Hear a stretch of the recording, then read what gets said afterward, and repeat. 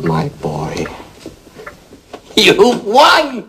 You did it! You did it! I knew you would! I just knew you would! Before Gene Wilder would light it up as the true Willy Wonka in Willy Wonka and the Chocolate Factory, sorry Johnny Depp. The best kind of prize is a surprise. Before Gene Wilder would work with comedy legends including Mel Brooks, Gilda Radner, and Richard Pryor. What'd I tell you? Okay, let's go. Back to line. Here we go. Thanks very much. Okay, here we go. Before Gene Wilder would inspire a million different memes from this iconic look. Before he would star in such films as Young Frankenstein, Blazing Saddles, and The World's Greatest Lover. Not because I'm the best actor in the world, not because I'm the sexiest man in the world, not because I'm the most handsome man in the world, but because I am unique!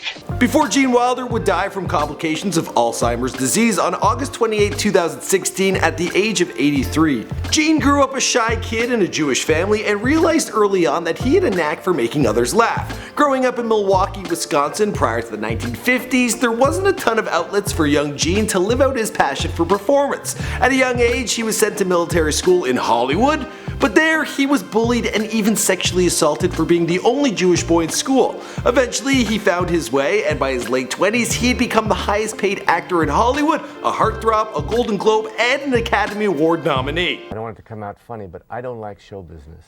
He also wasn't a fan of the Willy Wonka 2005 remake, but we'll get into that a little bit later. What's going on, guys? My name is Michael McCrudden, documenting the life and career of legendary actor, screenwriter, director, and author Gene Wilder, here for you on Before They Were Dead. Please feel free to leave your condolences in the comments down below, and as always, let us know who you'd like us to document next down below.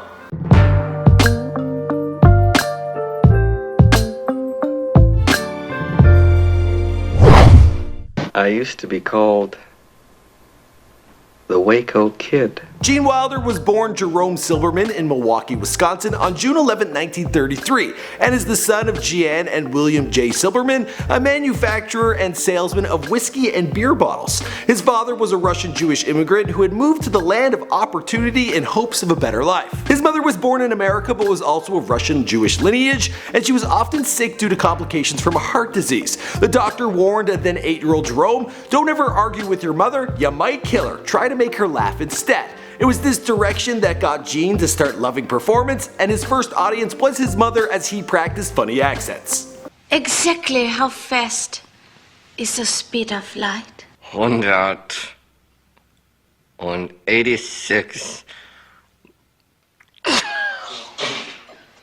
He grew up with an older sister who also took an interest in acting and made her way on stage in a local production. By the age of 13, young Jerome was training under an acting coach. There was no changing his mind about his future, but living in Milwaukee, it was certainly a far cry from any world of show business. So Jerome was sent to Black Fox in Hollywood, enrolled in a military institute. Now this wasn't the joyous trip he had hoped for. There he was bullied relentlessly, he was even sexually assaulted. After 2 years, he returned to Milwaukee to his old training grounds, performing some Shakespeare. Following high school, he studied communication and theater arts at the University of Iowa, the same school Ashton Kutcher attended. While there, he became a member of the Alpha Epsilon Phi fraternity. And Ashton Kutcher, he was part of a different one, Delta Chi. I hate those guys at Delta Chi. Nah, not really. After a short stay in the United Kingdom studying more theater and fencing, he returned to the United States to study the Stanislavski method of acting, but was detoured again when he was drafted into the US Army.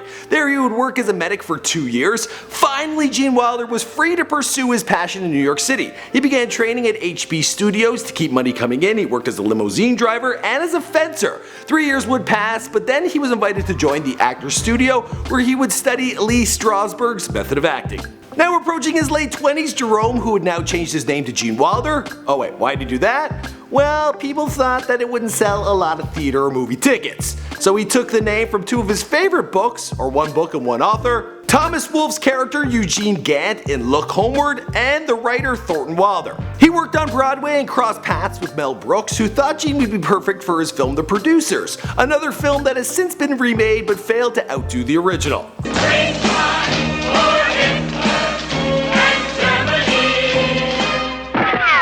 Rhineland's a fine land once more.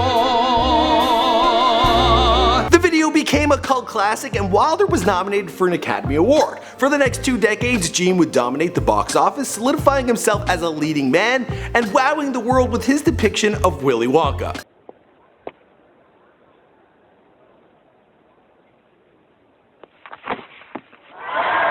Now you may be wondering what Gene Wilder felt about the 2005 remake of his classic. This is what he had to say. It's all about money. It's just some people sitting around thinking, how can we make some more money? Why else would you remake Willy Wonka? He also stated, I haven't seen it, I like Johnny Depp, but when I heard they were doing a remake, I heard mistake. When I saw clips on television and I saw what Depp was doing, I thought, yeah, don't see that movie. You like Depp too much. And until the day he passed away, he always received comments like yours is better.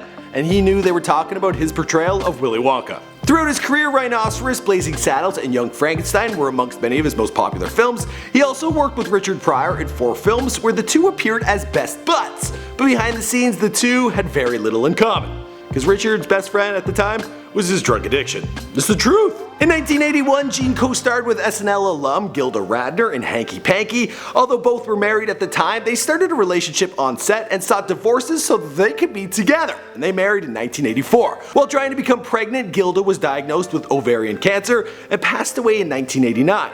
To honor her memory, Wilder, he set up Gilda's Club, a support group for cancer patients. Following her passing, Gene would opt to retire from show business at the end of the 90s. Gilda left me this beautiful 1734 house in Connecticut where I live with Karen, and there's no show business there. Gene would live out the rest of his years as a writer with his 4th wife, Karen Webb. In 2005, he published a memoir, Kiss Me Like a Stranger, My Search for Love and Art. It was on August 28, 2016 in Stamford, Connecticut, that Gene Wilder passed away at the age of 83 due to complications from Alzheimer's disease. And, well, he'll be missed. My Facebook was flooded. A lot of people loved him. And Willy Wonka, he was a very talented actor, for real. Alright guys, so this is another video here on Before They Are Dead. Feel free to leave your condolences in the comments down below. We've done many videos on other actors, perhaps Heath Ledger, that's one you might want to check out. But be sure to browse around, hit subscribe, and I'll see you guys in another video. Okay, bye.